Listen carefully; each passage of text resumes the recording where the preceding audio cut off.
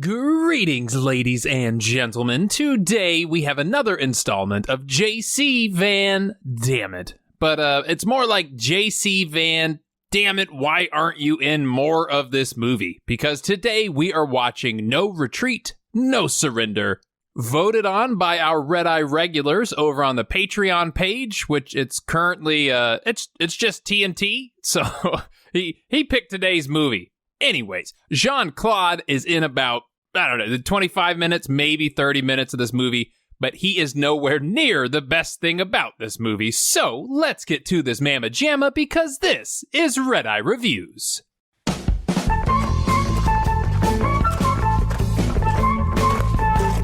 We start with sound. What sound? All of it, all the sound.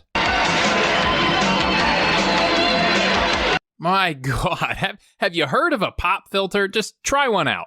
We start at a karate class where we meet Jason Stillwell, our main character. But first, did somebody's mom tell them that karate would give you more self-confidence? Well, she was right, Squirt. But cut to some weird organized crime group that is trying to take over everyone's dojo. We don't really know why, but they do have our golden boy, JC Van Dammit. Not only is this amazing evil guy music, but this dude on the right apparently just walks around wearing his black belt. But this dojo master refuses to sell his dojo to them, so they fight him. Karate is not to be used aggressively, but if I have no other choice. The first fight is pretty even, and then JCVD intervenes. Also, fun fact here, this kick was supposed to hit Timothy D. Baker's upper chest, but Van Damme repeatedly kicked this dude in the face. He kicked him in the knee a couple times, which is nowhere near the chest, and his throat multiple times. Baker later appeared as a character witness against Van Damme in a lawsuit filed by a guy named Jackson Rock McKinney, claiming that the poorly performed kicks were largely due to the carelessness of Van Damme. We're going to get into this more in another video, but Jackson Rock McKinney was in a movie with JCVD called Cyborg, where he actually lost his eye during a stunt, and it was literally all Jean-Claude's fault. Hence why he sued him and won almost $500,000.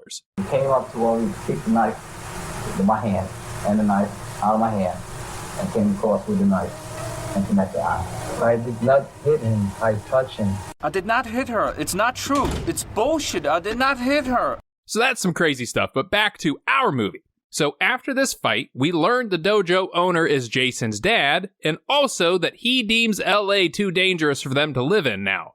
So they all pack up and they head to Seattle. We get to see the Space Needle, something that everybody thinks is taller than it really is. But while they are unpacking at their new house, the sidekick of our story is introduced. Check me out, dude. This is RJ, and he's just a bit special, you know. We don't have time to unwrap all of that, though, because we also meet our stereotypical overweight 80s bully.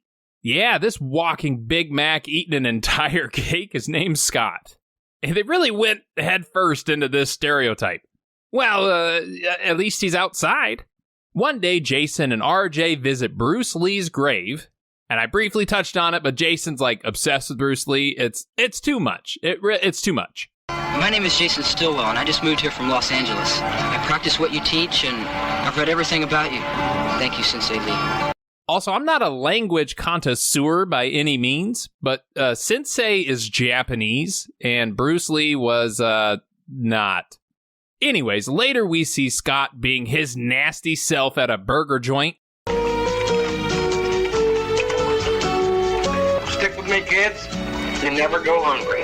Oh man, isn't he a funny character that doesn't make us feel bad for him at all? But him and his preteen acne-covered goons pick a fight with RJ, and then Scott shows up, saves the day.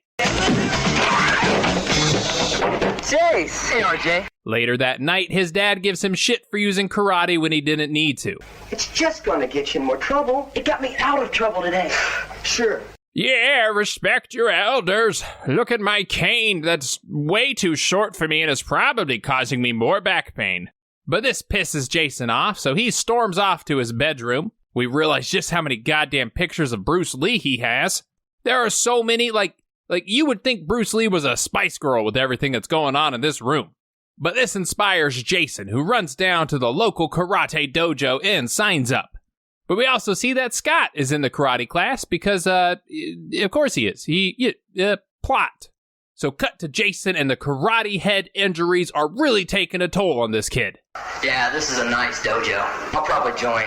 Jason, sweetie, this isn't a dojo, this is a locker room. Maybe you should start wearing a helmet. I don't know. Outside, Scott tells the karate people that Jason is a bully and thinks his LA karate is better than Seattle's karate. Did this, that. He did what? Did he give you arms? Those tiny little T-Rex arms? But Jason comes out and they make him fight their best fighter, who promptly kicks his ass. And even though it's a controlled karate fight and no one really seems to be taking it too far, RJ runs in like they're torturing him. No, Jay, stop!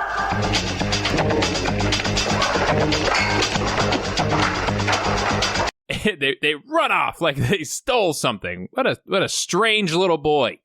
An undetermined amount of time later, we are at a birthday party. How's my little sister? Ugh, did you say sister? Maybe stop holding her by the waist. Yeah, put the hands, there you go, put them down. But we see the usual suspects at the party, and then Jason arrives. Jason! I'm so glad you came. I wouldn't have missed it for the world. And if you're confused as to how they know each other, you are not alone. It's like they forgot to tell us all together. Because this is literally the first time we have seen them interact or even mention each other's names. So we're in this boat together. But he likes the girl, and that jerk from the dojo likes her. So what does he do in this situation? What do you think you're doing? Well, look at what the cat drug in. Yeah, that go as well as it sounded in your head? But in the meantime, we see JCVD and the gang have made it to Seattle, and they're now threatening this dojo owner with taking his gym. He obviously disagrees and tells them to get out of here. Back at the party, these two guys get in a fight. Jason storms off all upset. Jason, don't do this! Wait, don't do what? Drive home? How else will he get his dad's car back to him before 7? But he heads home. On the way, he stops by Bruce Lee's grave, calls him Sensei again, just to drive home that mistake even further. Sensei Lee, you have to help me! Well, yeah, maybe he would help you if you called him Sifu, because, you know, he's Chinese. But he gets home, his dad yells at him some more, starts wrecking his creepy Bruce Lee shrine. Don't do that! No! So he runs away to RJ's house. RJ! What the? Chase! I have so many questions here. Why is he knocking on a fence, for one? Does he live in the backyard? Is he Wilson from Home Improvement? Secondly, shower cap. I guess that's not really a question. I just wanted to point that out. Shower cap. So he moves into RJ's, like, partially abandoned house thing. Like, we know he has parents. He's mentioned them. We never see him. There's just 2 boys in here and a shit ton of candles. And Jason's head injury is getting worse.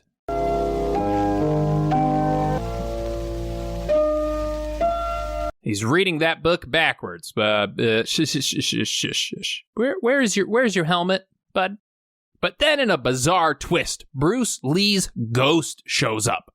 Yeah, I bet you didn't see that coming, did you? What you learn from me is for defense only and should not be misused. You don't want to listen then? Bye. Also, fun fact, all the scenes with this guy, Tae-Jeong Kim and Kurt McKinney, are partially dubbed because they spoke different languages. So Kim's voice was later dubbed into English, and the actors read cue cards behind the camera. So the actors actually never knew what the other one was really saying. So Bruce Lee's ghost teaches him some shit.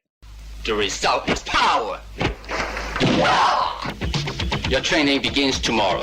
Tomorrow? how long is this vision gonna last? Is this ghost gonna be hanging out like a while?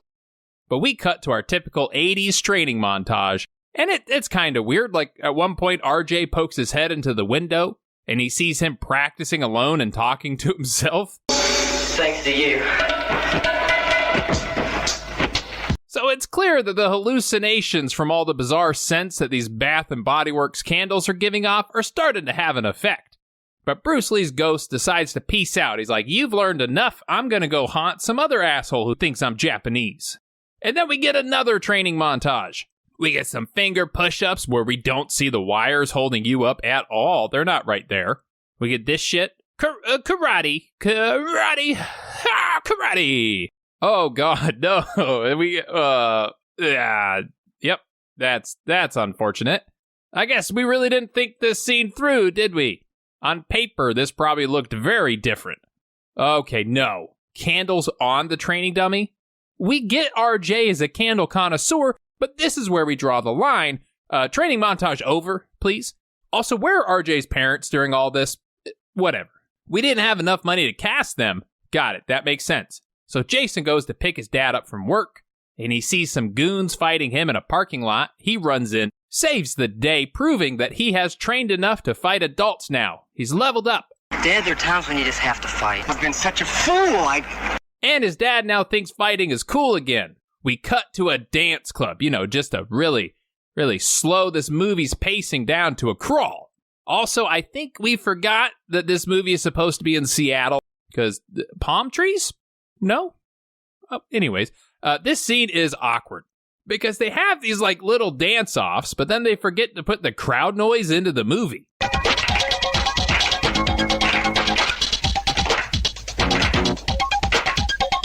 What is this? Also, this off-tempo clapping, it's so good. But we cut to some high school gym. And their high school, I guess, needed more funding for pep rallies or something, because they're letting this crazy karate event happen in their school. And the tournament is between the crime syndicate and their goons and the karate gym that they want to take over. We see our two teams of fighters, but then the evil goon throws a wrench in the system. All we really need is one man. This awesome machine of annihilation. Yeah, that's right. All three of the fighters have to fight Jean-Claude Van Damme. I am pleased to present our Russian brother, Ivan Krasinski! And I guess he's Russian. I guess he's Russian, Belgian, Russian. They look the same, right? But the first fighter gets set to fight. Gentlemen, just obey my commands. Okay, there's only one rule, gentlemen. Nobody is allowed to talk about my hairpiece. What? I said hairpiece? Forget that.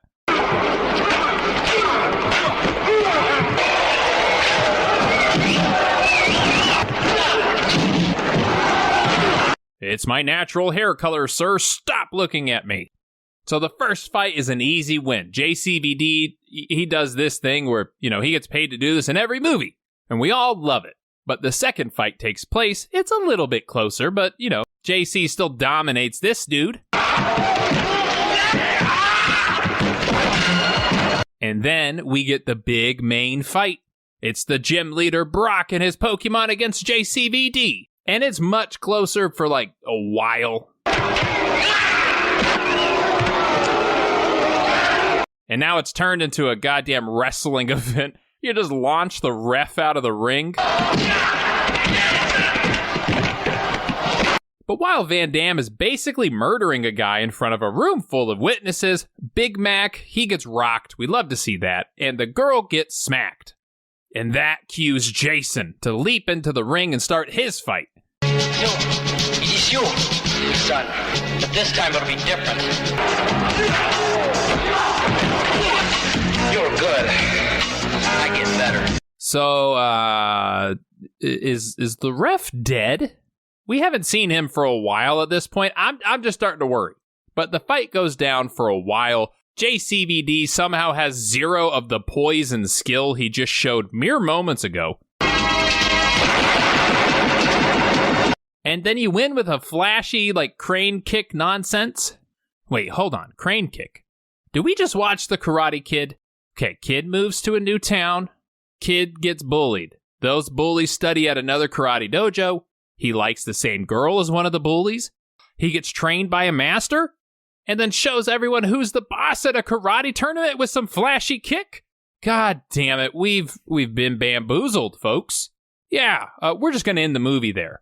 It's over. We get our credits that they're weirdly not straight. I don't know how you managed to screw up text, but you did.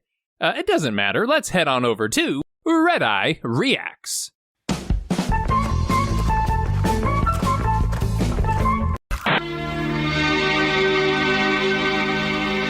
So from this angle, I thought this was a jar of Nutella.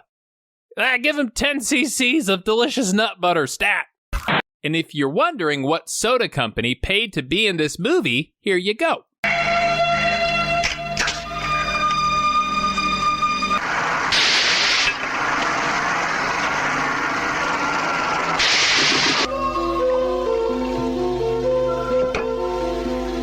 This cup as you. This cup is what I offer. A refreshing taste to define the generation. All you have to do is fill out these applications for me, and I'll let you speak with the sensei. Hey, yo, meaning how spelling your name? You're not all here, are you? I'm not all there. Don't worry, I'm nobody's lunch. Oh shit, Sensei almost headbutted you. We don't want any violence here. Oh, careful, boss, he's armed. In fact, he's got 2 arms. Get out of here! But we drove here. My car's back there. Ladies and gentlemen, and our first ever full... There's all this fake crowd noise. They pan over the crowd. Nobody's speaking.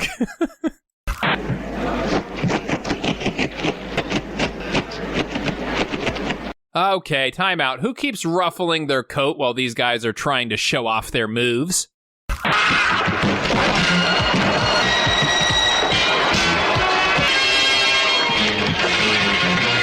Jackie's teammates doing just an awful job of stabilizing his spine. Oh, thank God, the ref is alive. Nobody's looking at your hair, sir. Don't even worry about it. Well, that was everything. Thank you so much for watching. We might go ahead and watch No Retreat, No Surrender 2 and maybe 3. But I honestly, I can't believe they're related. Are these movies related? Because this is the sequels cover. Is that related? There's guns on it. I don't know. We're going to find out, though. Please subscribe if you liked what you saw. Like the video. Leave comments. Tell me if you've ever seen this or the second or third for that matter. Patreon link down below if you want to check out that. You'll find the merch and the Discord links down there as well. I would like to give a huge shout out to all my current Patreons. You guys are awesome. If you want to start voting on future videos, you can do what TNT did for this video and join the Patreon. And you can start influencing my feeble little mind. I will see you next time, and until then, stay happy and stay healthy. Your biggest challenge is the one